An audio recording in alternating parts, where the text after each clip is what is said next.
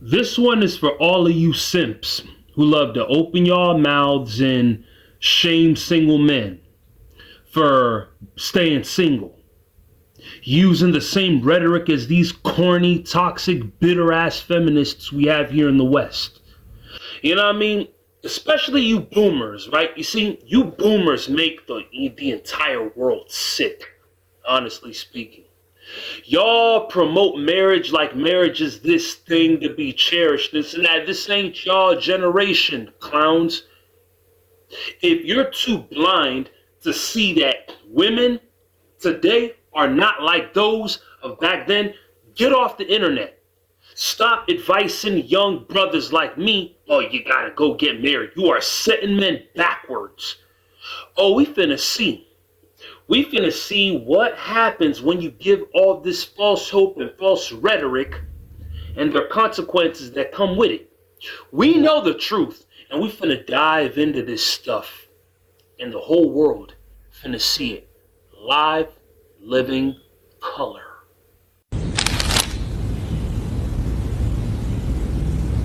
Now this looks like a job for me. Why is it that nobody talks about the amount of men that are in relationships lying to themselves and severely gaslighting themselves into believing that they're happy? They're in sexless marriages where literally their wife is nagging every single day, and these women want to always victimize themselves by bringing up this whole mental load shit, but they never stop to consider the mental load that men have. And what I mean by mental load is he's looking at the bigger picture. He's making sure that she's good. He's making sure that the kids are good. He's making sure that he has retirement and investments and a college fund for the kids. Meanwhile, she thinks she's overwhelmed because she's got to take Johnny to soccer practice because she signed him up for 12 activities and 6 sporting events, and she's overwhelmed. Like, she didn't even have to do all that, first of all. But I digress. The amount of men that are in relationships because they don't want to lose all of their shit, the amount of men that can't even speak up and they're being oppressed by women that hold them down and belittle them and emasculate them. But if they leave, guess what? They lose like 80% of their parenting time. Most men are only in relationships so they can still see their kids full time. And the worst part about it is society pretends like they care about mental health, but if a man were to bring up the fact that he's burnt out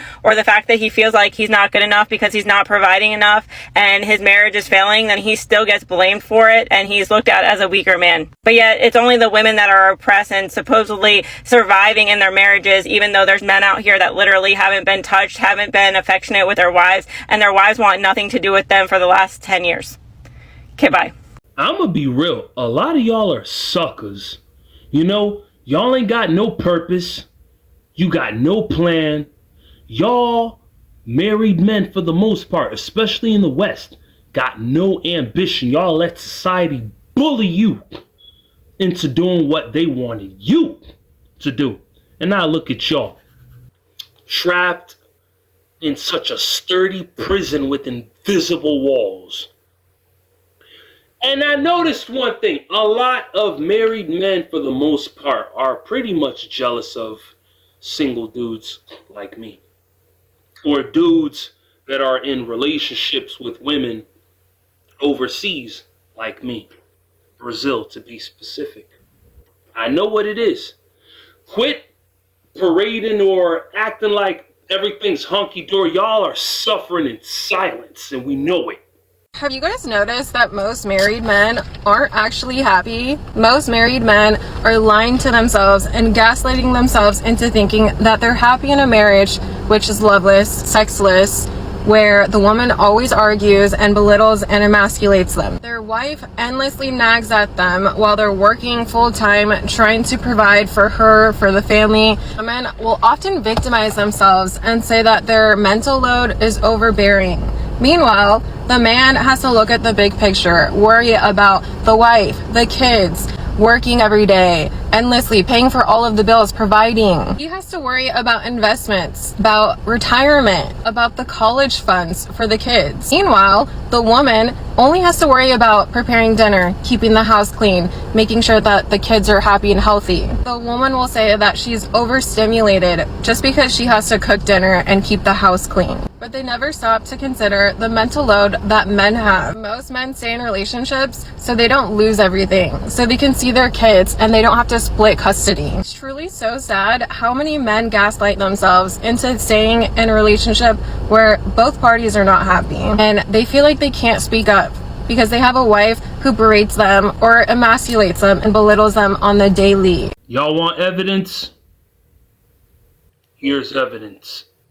Whether you wish you hadn't been so enthusiastic about singing along to that song, or whether you don't care at all. And I don't have a fixed answer for you. I'm just curious what you genuinely feel. Well, the thing is, Piers, I'm not political and I didn't play the song, so that's kind of all there is to it, right? And I find it quite silly to me that you're with the #1 looks maxer, and instead of asking how you could ascend so that, you know, your wife wouldn't tweet out captions like, "When my husband's away, Mr. Sud comes out to play," maybe if you asked me how to ascend, then that would stop happening to you. You know what I mean? Okay, so you're... A lot of these married men, especially the boomers, man, like, they love to put up this whole persona out there in public. They talk a big game about how the married life is wonderful. Oh, marriage is a beautiful thing. Marriage is a beautiful thing. Where? Not in the West. Not in the West. A lot of y'all boneheads, y'all wives are putting y'all through the ringer, embarrassing y'all in public, talking down to you in private, humiliating you in front of the kids, dictating things in the house, giving you orders left, right, and center. Ain't nothing beautiful about that. Shut up. They never learn. They never learn. It's crazy. Why do men stay in their marriage even when they are unhappy? It's not because men are weak. It's because they're loyal. Most men I work with stay in unhappy marriages for one reason: family. They will swallow the pain to protect the kids. They tolerate all that emotional neglect to avoid things blowing up. Even when it's her behavior causing all of this damage, they will still try to hold it all together for her sake. I feel like that kind of silent strength rarely gets noticed. No one really sees the emotional weight that men carry. No one says, "Hey man, I see that you've been holding the line down for everyone. How are you doing? Are you all right?" But here's the truth. If your marriage is only surviving because you are suffering in silence, it's not working. You don't need to burn yourself out trying to fix something alone.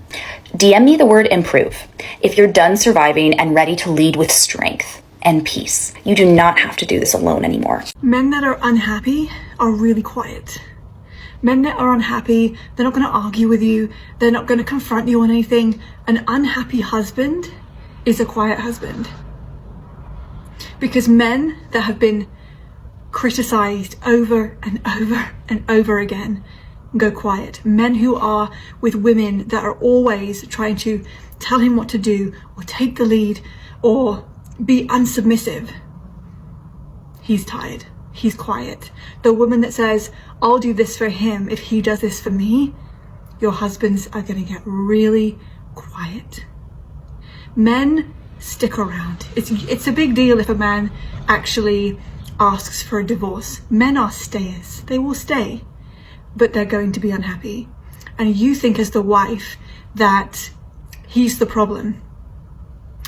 He's the problem and he's not doing this and he's not doing that and our marriage is going downhill because of him, when really it's because of what you are feeding him with your words, with your actions, how you look at him, how you speak to him. I guarantee you critique him more than you praise him. And any little thing that he does that helps you in some way does not get acknowledged. Unhappy husbands are quiet husbands. To all my brothers out there staying single, and to all my brothers out there passport growing it, keep doing you. Put money away, stack up that dough, keep stacking up bread, get on your grind, get on your purpose. Go to the gym, add some muscle, do what you gotta do, okay?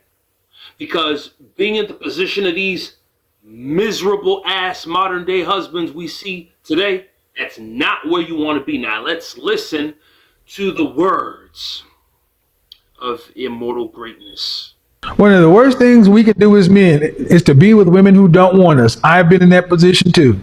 I have simped. I've been in the friend zone. I've done all that kind of stuff. And I will tell you, gentlemen, don't do it. It's never a good idea. Stop trying to win women over. You don't have to win women over. You deal with the women who show interest in you and want to get on your program and are proving their worth to you. See, you had to work to become a high value man. You don't have to work for a woman. A woman has to work for your last name. She has to work for your ring. She has to work for your commitment. Because we grew up in Disney, and when we were told that it was us that needed to do the other, that's why they hate these channels. They hate the channels where we start telling men, no. Most women do not want you moving this way because it puts them squarely in a position where they got to compete. It puts them squarely in a position where you have options, you have leverage. Well, guess what? Why? Because it's your turn now, gentlemen. Winter is coming. And when winter is here and you are high value, you are in that top 20%, top 10%, you have options, you have leverage. Use them for your benefit. Don't forget to like, comment, share, and subscribe. And I'll see y'all on the next one. Let's get rich. One. A woman's brain is divided into two sides. A woman's brain is divided into two sides, where we have the left side and the right side. On the left side of a woman's brain, there is nothing right. And on the right side of a woman's brain, there is nothing left. Hey! I don't want peace. I want problems always.